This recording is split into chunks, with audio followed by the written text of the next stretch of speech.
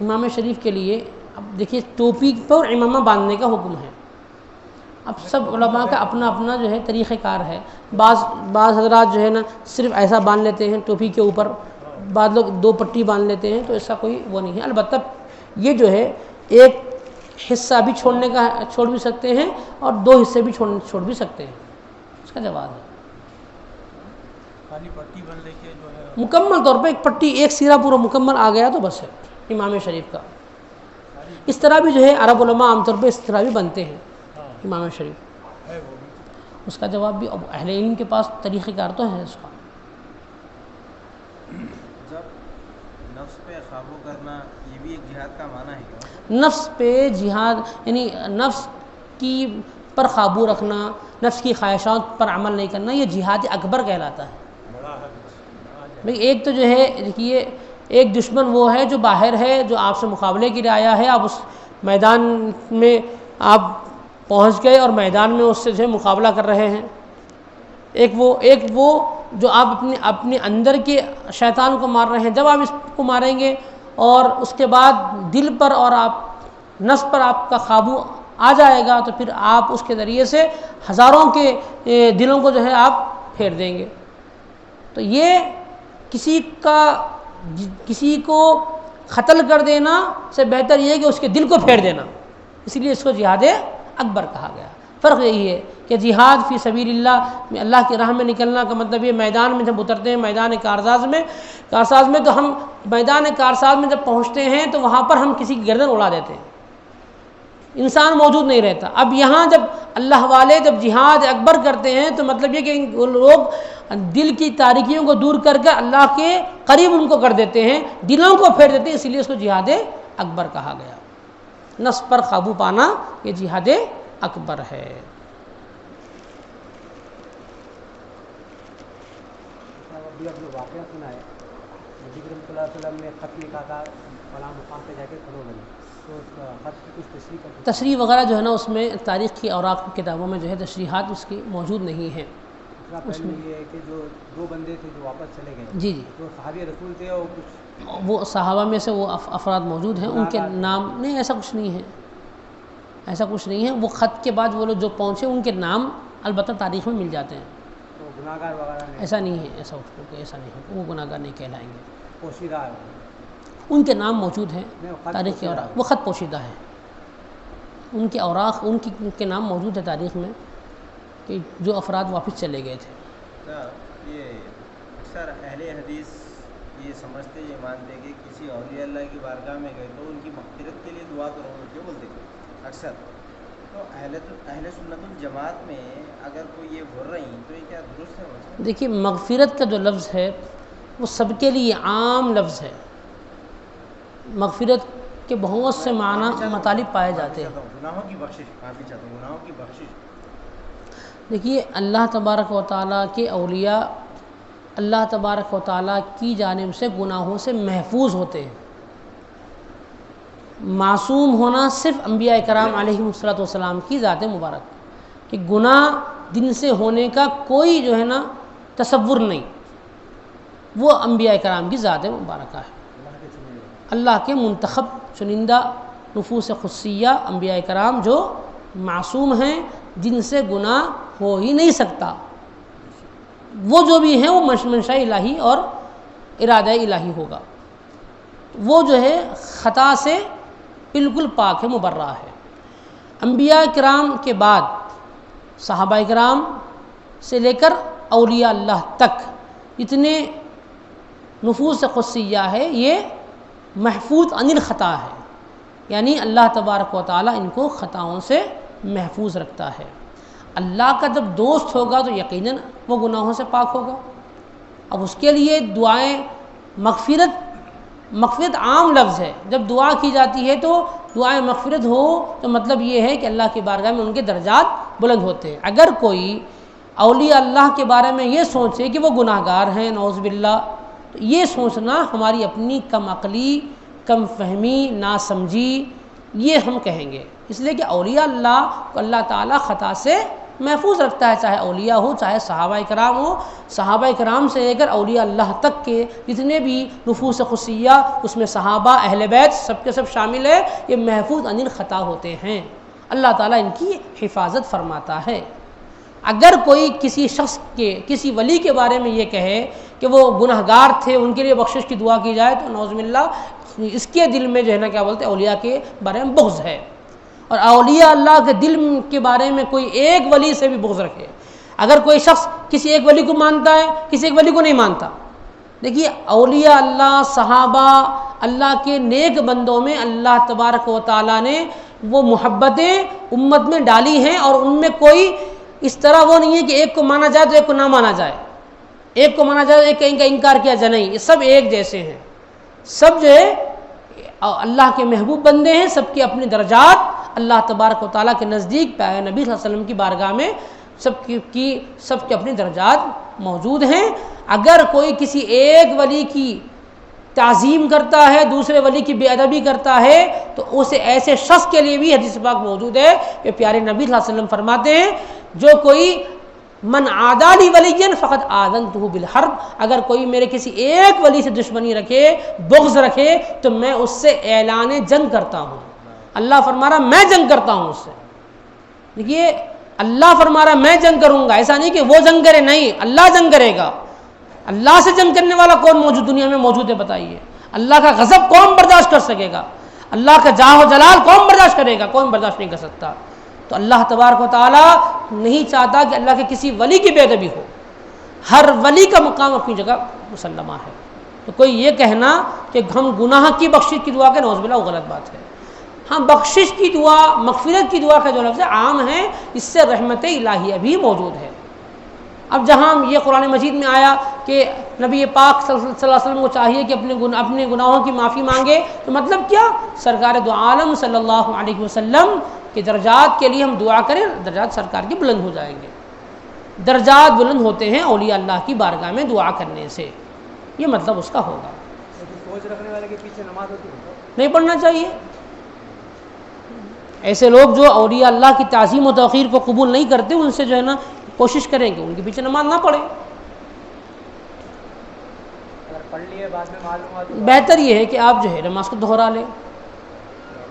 گمراہ جو لوگ ہیں ان کے پیچھے اگر نماز پڑھیں گے تو نماز کو دہرانا واجب ہے، دہرانا چاہیے، یہ ادا کر لیں۔ یہ اہل سنت جماعت بدعتیاں ہیں، ان کے بدعتیوں کے پیچھے پورے علماء کے پیچھے نماز نہیں ہوتی ہے، تو ان کا اپنا کیا، ان کی اپنی سمجھداری کیا ہے، آئے سامنے بیٹھے بات کریں جو چیز صحیح ہے اور حق و باطل کا فیصلہ کریں۔ بدعقیدوں کے پیچھے اگر یہ سمجھتے ہیں کہ ہم یہ کہتے ہیں کہ دو لوگ ہم ان کے بارے میں جن کے بارے میں ہم کو یہ بات کا علم ہو گیا کہ یہ عقیدے اہل سنت کے مغایر باتیں کرتے ہیں اور یہ صحابہ اور اہل بیت کی گستاخیاں کرنے والے لوگ ہیں، رسول پاک صلی اللہ علیہ وسلم کی گستاخی کرتے ہیں، تو ہم ان کے پیچھے نماز نہیں پڑھیں گے، وہ گمراہ ہو گئے، نماز بھی نہ پڑھے اور تعلق بھی نہ رکھیں۔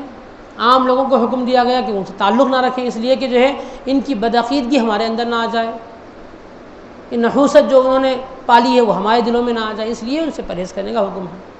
یہ پرہیز کا مطلب دینی معاملات میں، اب جو ہے دنیاوی معاملات میں کاروبار ہے آپ کر سکتے ہیں، کوئی حرج نہیں، کاروبار کے لیے معاملات کے لیے کوئی مطلب، دینی معاملات میں ہم احتیاط کریں، جو ان کے اپنے عقیدے ان کا لکم دینکم ولی دین، تمہارا دین تمہارے ساتھ، ہمارا دین ہمارے ساتھ۔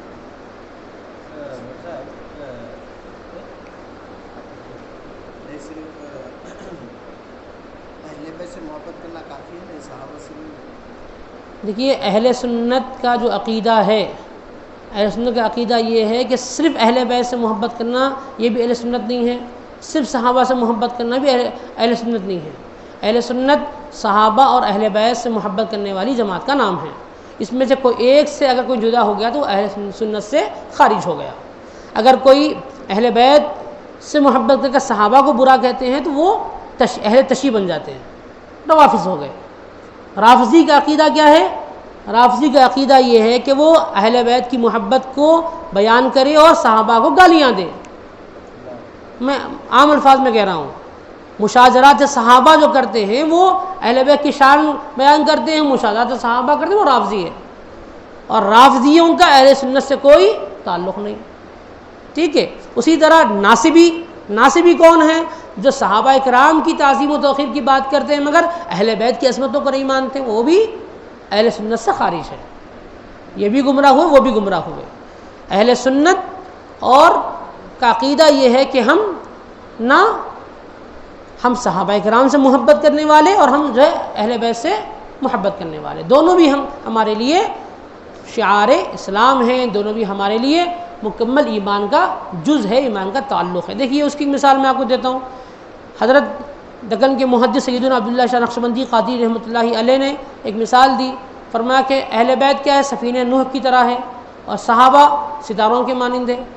تو یہ دونوں کی دیکھیے ایک چیز راستہ طے کرنے کے لیے دو چیزیں چاہیے آپ کو، سواری چاہیے اور راستے کی روشنی چاہیے۔ سواری ہے روشنی نہیں ہے تب بھی آپ راستہ طے نہیں کر سکتے، تو سواری بھی چاہیے روشنی بھی چاہیے۔ تو اہل سنت کے بعد سواری بھی ہے روشنی بھی ہے، سواری صحابہ اہل بیت کی محبت، روشنی صحابہ کی محبت، یہ دونوں تھام لیں تو مکمل سیدھا راستہ ہم اہل سنت صحیح راستہ جنت تک پہنچ جائیں گے۔ ان میں سے کسی ایک کو چھوڑیں گے تو پھر ہم کیا ہے، گمراہی ہمارے ساتھ ہو جائے گی۔ اب بولیے کیا بات؟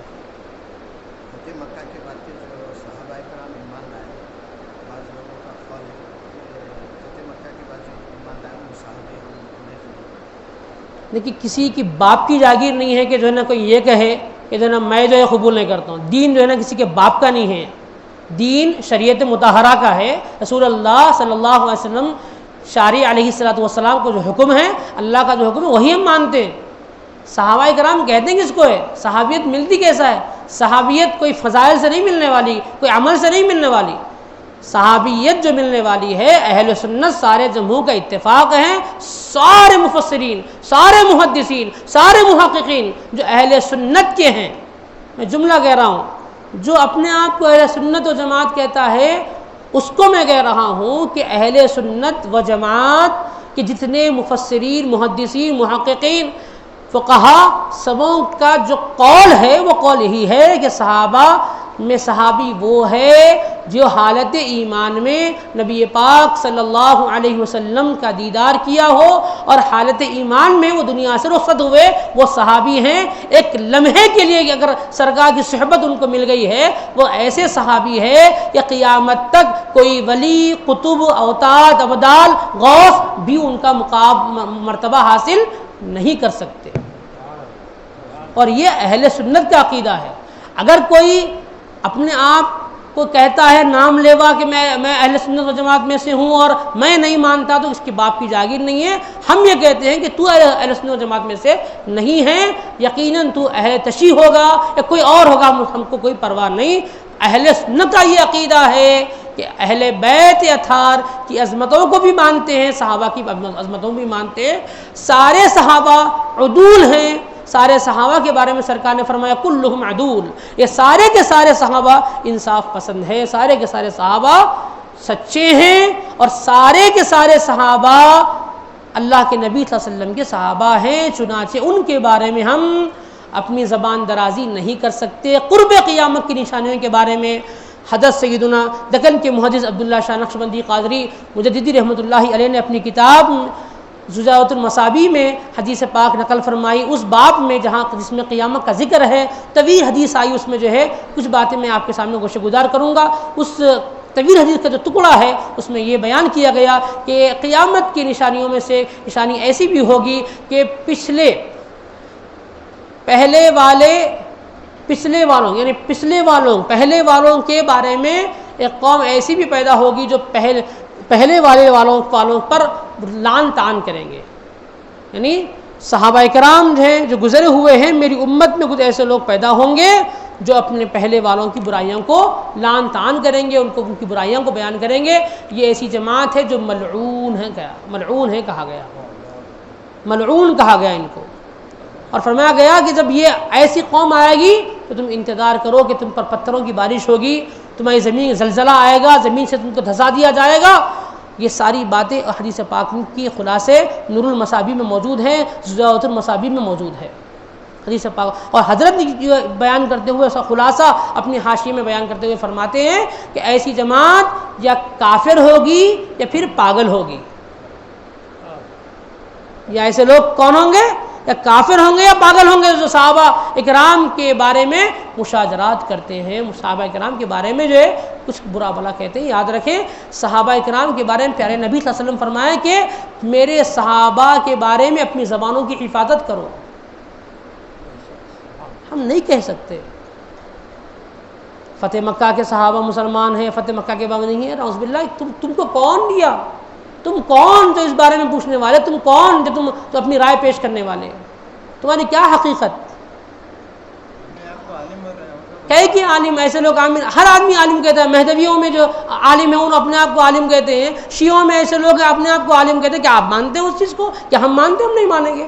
ہم کہیں گے تمہارا جو دین ہے، تمہارا اپنا مسلک، تمہارا اپنا عقیدہ تمہارے ساتھ ہوگا، اہل سنت کا یہ عقیدہ نہیں ہے، ہم اہل سنت میں سے ان کو نہیں مانتے، چاہے کہیں کا بھی ہو۔ جیسا کہ آپ درست فرمائیں، اس میں ایک بہت بڑا مسئلہ یہ ہے کہ آج سے 15 سال پہلے، 12 سال پہلے، 20 سال پہلے سوشل میڈیا کا دور نہیں تھا۔ جی جی جی تو کیا کوئی عالم دین کے اوپر ذمہ داری نہیں ہوتی کہ جو چیزیں دین اسلام میں خف لسان ہو یا کچھ اور بھی چیزیں ہوں، میں کوئی ایک پرٹیکولر کوئی چیز کو نہیں بول رہا ہوں، تو اس کو چھپا کے رکھنا ہے یا اس کو عام طور پہ کھول کے سنی میں تفریقہ کر دینا، سنی کو دشمن کر دینا، اور یہ جماعت بول رہی کہ ہم ان کو سنی نہیں مانتے، وہ جماعت بول رہی کہ ہم ان کو، کیا یہ بھی علماء اکرام کی یہ ذمہ داری سارے کے سارے آثار قیامت ہے، یہ بات سمجھ لیجیے۔ اس لیے کہ قرب قیامت میں سرکار فرمایا کہ ایسی جماعت پیدا ہوگی جو صحابہ اکرام پر لعن طعن کریں گے اور ملعون ہیں، تو ایسے قوم تو لوگ پیدا تو ہوں گے۔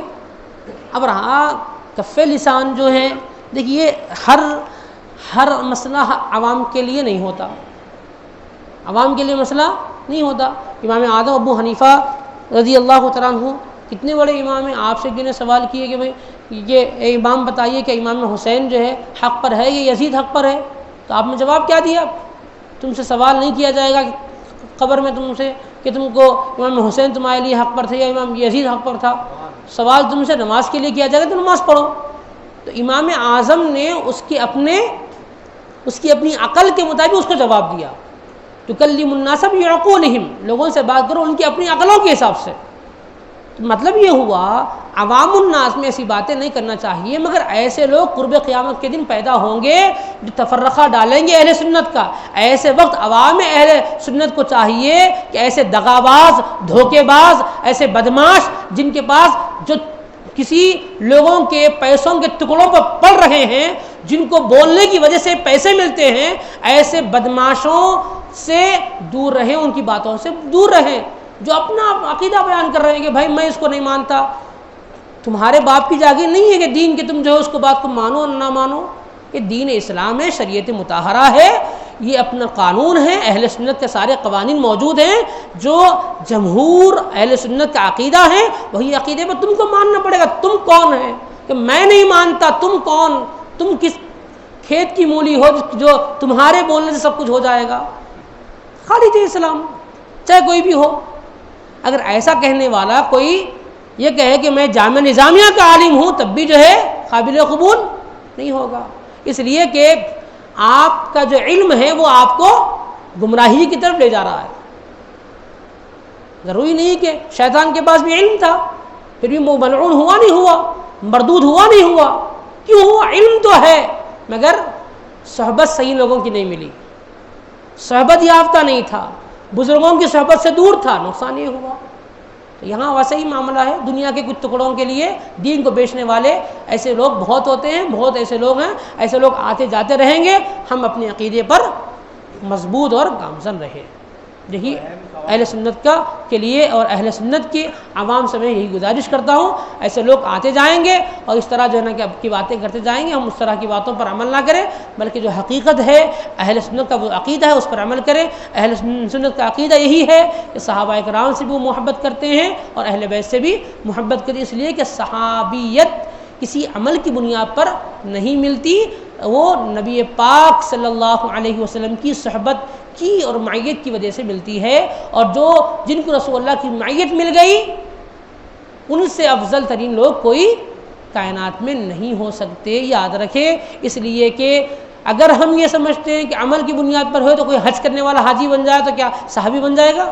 ممکن نہیں۔ کیا کوئی کعبے کو دیکھ لے تو کیا صحابی بن جائے گا؟ ممکن نہیں۔ کیا کوئی قرآن پڑھ لے حافظ قرآن بن جائے تو صحابی ہو سکتا ہے؟ نہیں، اللہ تبارک و تعالیٰ نے وہ درجے کو ان چیزوں پر نہیں رکھا بلکہ نبی پاک کے دیدار پر ہی منحصر رکھا، رسول اللہ کی معیت پر ہی منحصر رکھا۔ اب چونکہ جن کو نبی نے صحابی بنایا، اب کسی ایسے ویسے ہزاروں آ جائیں اور کہیں ہم نہیں مانتے، تو ہم یہ کہیں گے تو ماننے سے کیا ہوگا، نبی نے مان لے یہی کافی ہے ہمارے لیے۔ ہم وہ بات کو مانیں گے جو ہمارے نبی نے کہا، ہم تیری بات کیوں مان لیں گے؟ یہ بات ہے، آپ نے دیدار ہونے کے باوجود بھی نہیں ہوگا، نہیں ہو سکتا۔ حالت بیداری میں ہی سرکار دو عالم صلی اللہ علیہ وسلم کا دیدار ہو، حالت ایمان میں، اور حالت ایمان میں وہ دنیا سے رخصت ہو، تبھی وہ صحابی ہوں گے۔ صحابی کو جو ہے عمل نہیں قرار دیا۔ ایسے صحابی جنہوں نے نبی پاک صلی اللہ علیہ وسلم کا دیدار کیا، رسول اللہ کے دست مبارک پر ایمان لایا، اسی وقت جہاد میں گئے، شہید ہو گئے، ایک نماز بھی ان کو جو ہے سرکار کے پیچھے پڑھنے کا موقع نہیں ملا، تو کیا ان کو ہم صحابی نہیں بولیں گے؟ ارے وہ صحابی ہیں جنہوں نے ایک مرتبہ بھی نماز رسول کریم کے پیچھے نہیں پڑھی، مگر یہ سارے قیامت تک آنے والے اولیاء سے افضل، اس لیے کہ یہ درجہ جو ہے ان کو عمل کی بنیاد پر نہیں ملا، یہ درجہ رسول اللہ کے دیدار کی بنیاد پر ملا۔ یہ ہے، ان کی برابری ہم نہیں کر سکتے۔ یہ پیارے نبی صلی اللہ علیہ وسلم نے فرمایا کہ میرے صحابہ کے بارے میں ہمیشہ اپنی زبانوں کی حفاظت کیا کرو، اور جس طرح جو ہے سیدنا صدیق اکبر، سیدنا فاروق اعظم رضی اللہ تعالیٰ عنہ کی محبت ایمان ہے، اسی طرح انصار کی محبت ایمان ہے، اس طرح عرب کی محبت ایمان ہے، یہ ساری چیزوں کے ایمان کی علامت قرار دیا گیا۔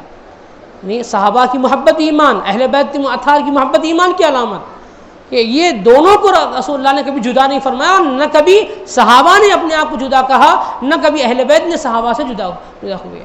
ہر دو صحابہ اور اہل بیت یہ ہمیشہ یہ مل کر رہے ہیں، ان سے کبھی جدائی ان کا کبھی تصور نہیں آیا، کہیں ثابت نہیں ہے۔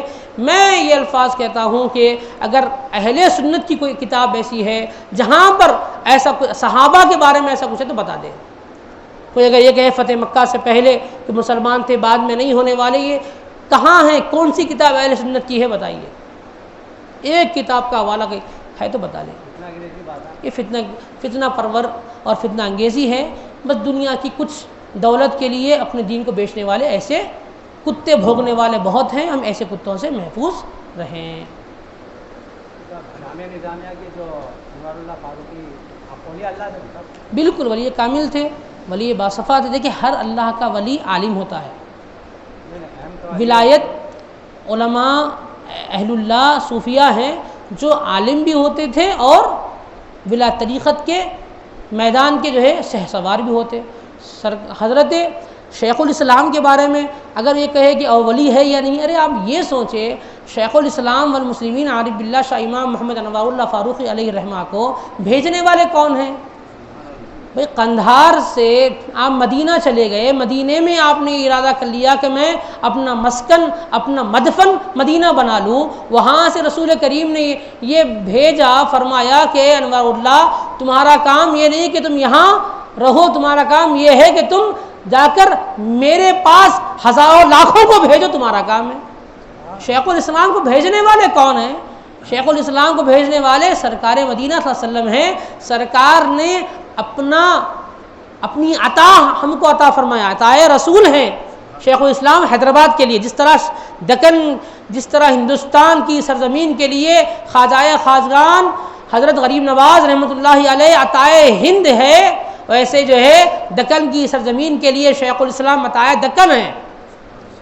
اب اگر کوئی یہ کہے کہ یہ اولی ولی ہے تو ہم تعجب کریں گے، نبی جس کو بھیجے اس کو تم ولی پوچھتے ہو۔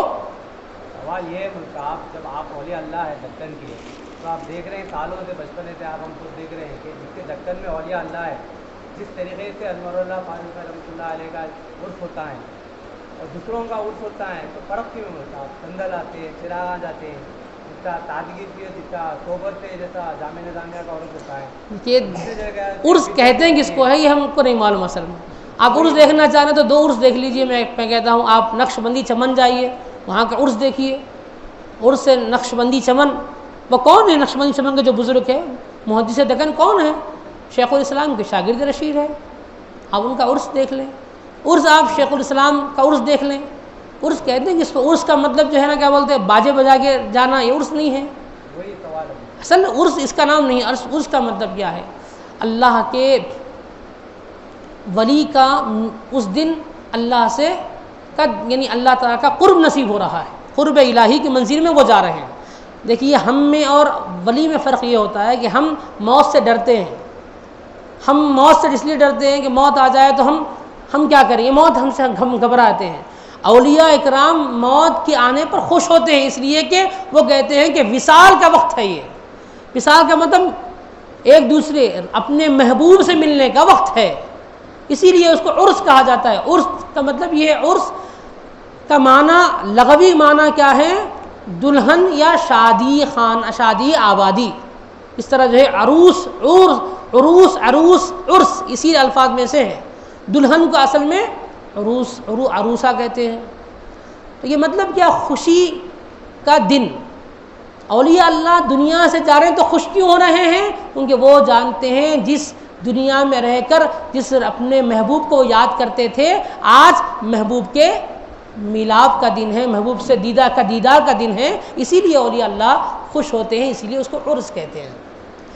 آج ہم نے عرس کے نام پر تماشا کر لیا، عرس کے نام پہ میلے کر جو ہے عورتوں مردوں کا کیا اختلاط ہمارے پاس موجود ہے، یہ گاجا کیا ہے بجانا موجود ہے، قوالیوں کے نام پر جو ہے یہ آج بے جا رسومات ہمارے پاس آ رہے ہیں، ان تمام چیزوں کو عرس نہیں کہتے۔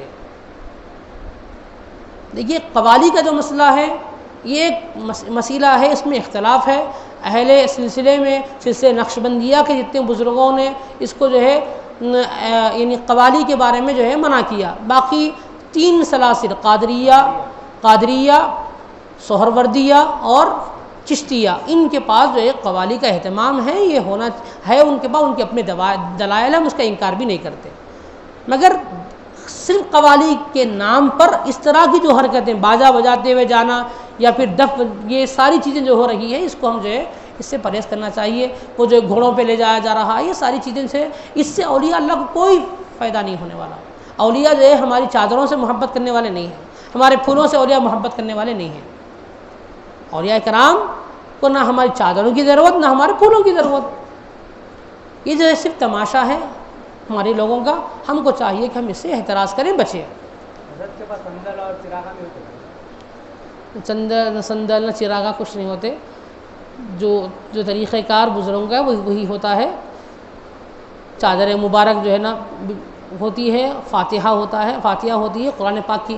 دیکھیے طریقہ یہ ہوتا ہے کہ عصر کی نماز کے بعد ختم قرآن ہوتا ہے، قرآن پاک کی تلاوت، اس کے بعد ختم قرآن مکمل ہوتا ہے، پھر حضرت کی جو بارگاہ ہے وہاں حاضری ہوتی ہے اور چادر مبارک جو ہے نا پیش کی جاتی ہے۔ اس کے بعد فاتحہ سلام ہوتا ہے، اس کے بعد جو ہے جلسہ تقسیم اسناد جو جلسہ ہے اس میں جو ہے حضرت کا تذکرہ ہوتا ہے۔ یہی جو ہے عرس ہے، اور حقیقت میں عرس یہی ہے کہ ہم اللہ والوں کا تذکرہ کریں، قرآن پاک کی تلاوت ہو، اور یہی سلسلہ آپ نقشبندی چمن میں بھی دیکھیں گے۔ عصر کے بعد سے لے کے مغرب تک قرآن خوانی ہوتی ہے، ختم قرآن ہوتا ہے، اس کے بعد فاتحہ اور سلام وغیرہ ہوتا ہے، اس کے بعد جلسہ ہوتا ہے سارے علماء کی موجودگی اور علماء کرام کی موجودگی میں اولیاء اللہ کا تذکرہ ہوتا ہے۔ یہ طریقہ کار اصل میں ہے۔ اس کے بعد لنگر شیخ الاسلام یہاں بھی تھا، لنگر محدث لگن وہاں بھی ہوتا ہے، ہر جگہ کھانا کھلایا جاتا ہے۔ یہ کھانا کھلانا لنگر ہے، عام طور پر یہ جو ہے کیا جاتا ہے، بالکل جائز ہے۔ سوال وہی تھا کہ اگر آپ اولیاء اللہ ہے تو دوسرے اولیاء اللہ بھی ہے۔ دیکھیے ولی کو ہم کپڑوں سے نہیں دیکھ سکتے، ولی کو ہم جو ہے نا کیا بولتے چادروں سے نہیں پہچان سکتے، ولی کو ہم جو ہے نا باجوں سے نہیں پہچان سکتے۔ ولی کو سمجھنا ہے تو جو ہے نا ہم چادروں کو لے کے پھر رہے ہیں، ہم اس کو ولی سمجھیں تو یہ ممکن نہیں، ولایت جو ہے نا اس کا کام نہیں۔ ایک جگہ بچھوا ہے، ایک ولی کی بارگاہ میں بچھو ہے، ایک ولی کی بارگاہ میں گم ہے، اور بارگاہ میں چلے گئے۔ ایسا کیوں ہے بولے تو ہماچل پردیش میں جی جی جی ایسا کیوں ہے بولے تو کیا بات؟ ایک تاریخ ہے، وہ آپس میں نہیں، آنے ایک تاریخ ہے آپس میں۔ سوال وہ نہیں ہے، سوال یہ ہے کہ اگر عرس تو گولیا کا سیم ہونا چاہیے کہ سندلا کیا ہے، چراغان کیا ہے، باجے کیا ہے، وہ سوال ہے پبلک کا۔ وہ کرامت کی بات نہیں ہے، وہ کرامت ہے، اپنی اپنی کرامتیں بزرگوں کی، جیسا کہ جو ہے وہ چیز الگ ہے، پونا میں جو ہے بزرگ ہے پہلو الگ ہے۔ درویش رحمۃ اللہ علیہ، ان کے پاس ایک بڑا پتھر ہے، بعض آدمی شیروانی پہن لیا ہوا ہے، مول صاحب ایک بات بولے آپ غور نہ کریں، کیا بولے کہ کہیں پہ نہ عورت وہ نہیں ہے جہاں پر مرد اور عورت کا میلاب ہو، مرد اور عورت کا یہ میلاب ہو، جتنی بھی چیزیں ہیں اس کا تعلق عرس سے نہیں ہے کچھ بھی، ہاں وہی جو ہم نے بنا لیا وہ عرس نہیں ہے، وہ اپنے جو حقیقت میں عرس ہے وہ عرس ہے، حقیقت سے ہم دور ہو رہے ہیں، اس سے ہم کو جو ہے حقیقت کی طرف آنا چاہیے، بے جا رسومات سے اپنے آپ کو محفوظ کرنا چاہیے۔ ایسا نہیں ہے کہ جو ہے نا صرف جو ہے نا شیخ الاسلام ہے یا محدث دکن رحمۃ اللہ علیہ، دیگر اور بزرگوں کے بھی جو ہے نا کیا بولتے ہیں عرس ہوتے ہیں جس کے اندر جو ہے نا اس طرح کی چیزیں نہیں ہوتی، مگر وہ اولیاء اللہ ہوتے ہیں۔ کرامت سے کوئی انکار نہیں ہے، سوال تو دکھائی نماز وغیرہ نہیں پڑھتے، ہاں یہ بھی بات ہے۔ نہیں دیکھیے، میں مطلب وہی تو بتانا چاہ رہا ہوں کہ اولیاء اللہ کا جو معاملہ ہے اس سے جو ہے نا یہ ساری چیزیں، دیکھیے ایک بات ہے، دو چیزیں اہم ترین بات ہے، دیکھیے جہاں جو ہے غلط ہو رہا ہے تو اس غلطی کو دور کریں گے، اس غلطی کو دیکھ کر اولیاء اللہ کا عرس منانا ہی غلط ہے نہیں کہیں گے، میں یہ بات سمجھ لیجیے، وہ ناراض بھی ہوتے ہیں۔ یہ بات چیزیں جہاں غلط ہے تو اس کو غلط ہی سمجھا جائے گا، مگر اس سے مراد یہ نہیں ہے کہ اولیاء اللہ کا عرس غلط ہے، نہیں، عرس ہی نہیں منانا چاہیے، ایسا غلط بالکل نہیں ہونا چاہیے۔ کیوں؟